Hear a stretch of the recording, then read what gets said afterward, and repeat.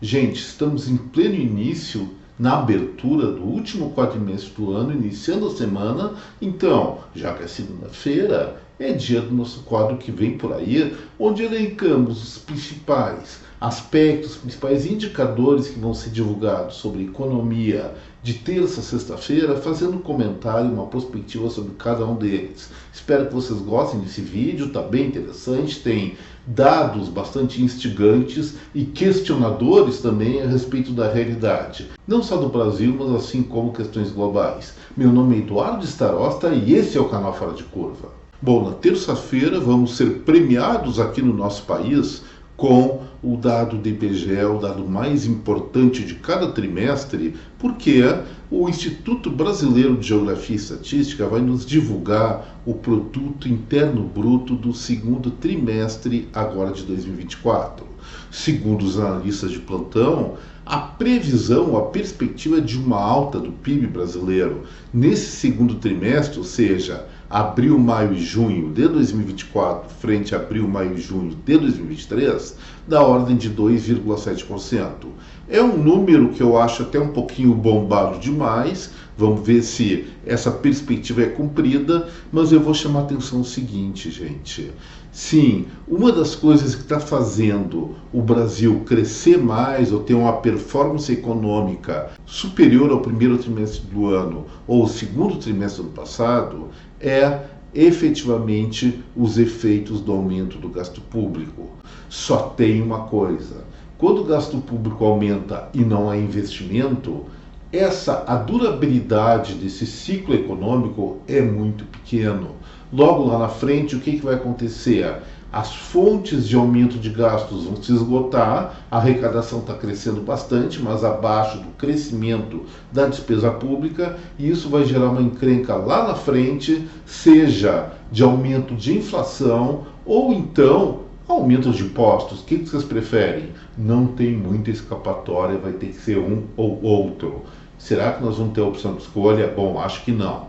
Mas mesmo assim, o Brasil crescendo, se essa análise estiver certa, se essa perspectiva estiver certa, 2,7% no segundo trimestre, estruturalmente é muito pouco, gente. Esses dias até comentei aqui no canal a respeito da performance econômica da Índia, que está se expandindo a 6, 7% ao trimestre, enquanto o Brasil não chega praticamente nem a metade, muitas vezes nem a um terço disso.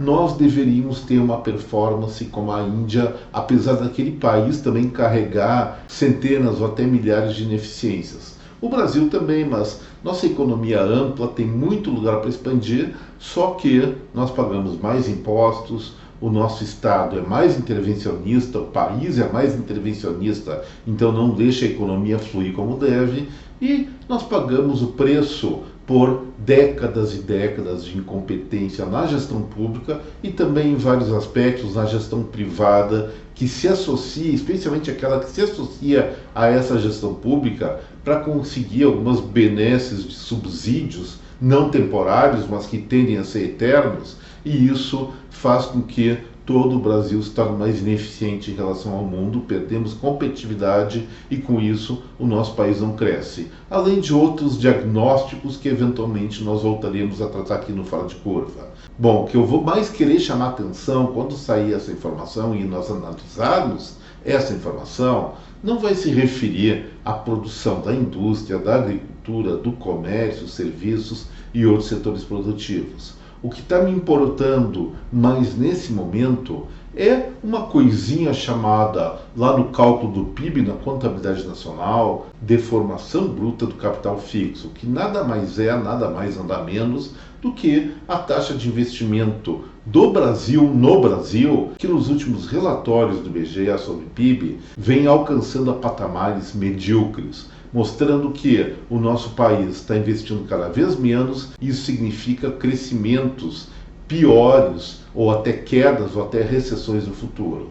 É essa a principal preocupação. Vamos dar uma analisada quando chegar essa informação. Acredito que eu vou fazer uma edição especial do nosso Fora de Curva. Já na quarta-feira vai chegar as primeiras informações de desempenho econômico brasileiro de julho, que é a produção industrial daquele mês frente a julho de 2023. Existe uma projeção de um pequeno crescimento da ordem de 1 a 2%, mas, de novo, o que vai importar para a nossa análise não é a indústria geral, e sim a indústria de transformação, e especificamente na indústria de transformação, a de máquinas e equipamentos industriais, ou seja, aquela que produz maquinário para as próprias fábricas. São esses aspectos que vão mostrar a vitalidade ou não da atividade econômica brasileira, pelo menos no mês de julho.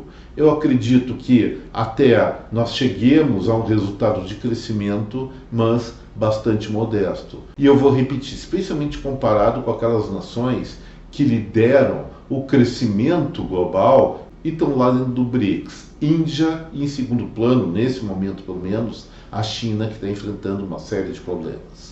Já na quinta-feira, vamos sair aqui do Brasil e vamos para os Estados Unidos e vamos tratar sobre Estados Unidos também na sexta-feira. O que está acontecendo lá? Ou o que aconteceu por lá?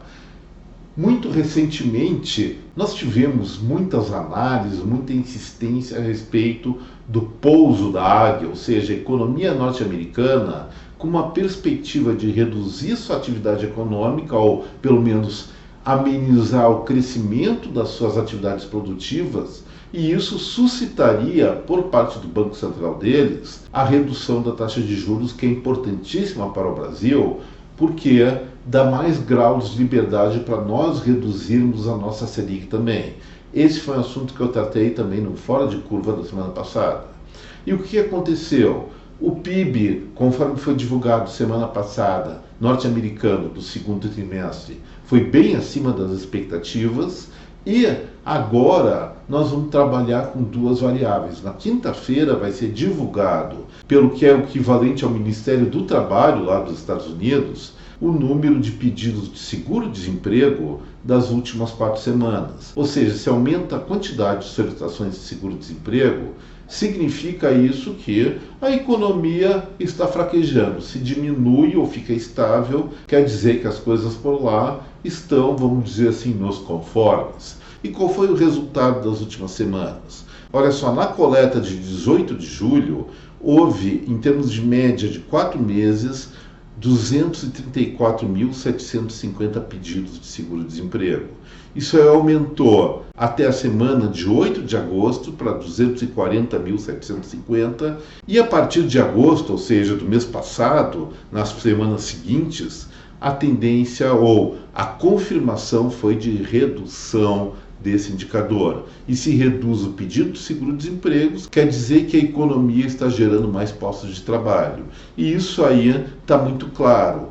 Primeira semana de agosto, 238 mil, depois subiu na segunda semana, 240.750, caiu na terceira, 236 mil, se manteve ou caiu um pouquinho na quarta semana, em 236 mil também.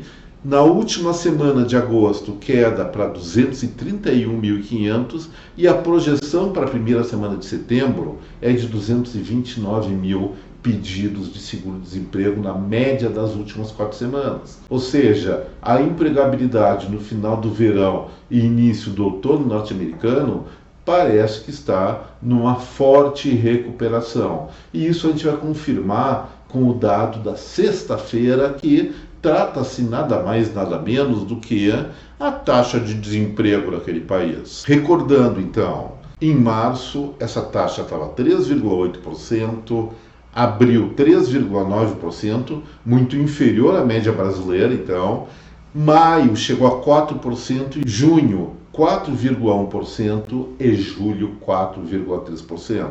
E para agosto, menos de uma semana depois de fechar o mês, já vão divulgar a informação, então, do período mensal passado, do último mês. E a perspectiva é de uma queda dessa taxa de desemprego de 4,3% para 4,2%. Vocês podem ver que é de 0,1% em 0,1%, tanto para cima como para baixo.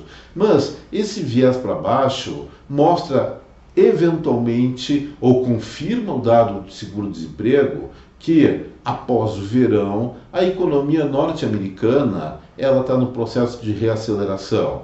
E vamos pensar direitinho, gente, não é a mesma coisa que acontece aqui no Brasil. Final de dezembro nós temos sazonalmente uma brutal demissão em massa, janeiro e fevereiro, especialmente janeiro, um período meio morno por conta das férias da maior parte do Brasil, da maior parte dos estados do Brasil, se concentra em janeiro e vai começar a retomar em fevereiro, mais notadamente em março. Até tem aquela música que diz o seguinte verso: nos meses de dezembro, janeiro e fevereiro, o povo dessa terra não quer trabalhar. Lá no hemisfério norte, esses meses são junho, julho e agosto, que coincide com o verão deles, que também dá uma preguiça de ir lá para o trampo. E é assim que funciona, gente, essa realidade lá do hemisfério norte, dos Estados Unidos. E como última mensagem, parece que a economia norte-americana, ao invés de ter um voo de galinha, está tendo um mergulho de peixe raso. Está reacelerando as atividades produtivas, pelo menos esses dois indicadores mostram isso, e o PIB do segundo trimestre também mostrou que a coisa não era tão grave como parecia ser, e isso significa, repetindo, menores ou menos chances de reduzir a taxa de juros por lá. Se reduzir vai ser excelente, não só para eles, mas aqui para o Brasil, como eu falei, porque isso vai dar mais lastro para uma eventual redução até manutenção da Selic, porque o Banco Central está pensando, pelo menos via Conselho de Política Monetária, em aumentar a taxa básica de juros aqui no país na próxima reunião, não por uma questão de inflação, não pela instabilidade interna, mas exatamente por medo de competir pela atratividade de títulos públicos com os bônus da dívida americana. Gente, o que eu tinha para falar hoje era isso. Espero que vocês tenham gostado desse vídeo, o que vem por aí. E se gostaram, não esqueçam do like, do compartilhamento desta película com a sua rede de contato. E para aquelas pessoas que ainda não se inscreveram no Fora de Curva, eu peço que considerem a possibilidade dessa inscrição, que faz um bem danado para o canal. Um forte abraço a cada um de vocês, uma excelente semana a todos. Até breve. Tchau, gente.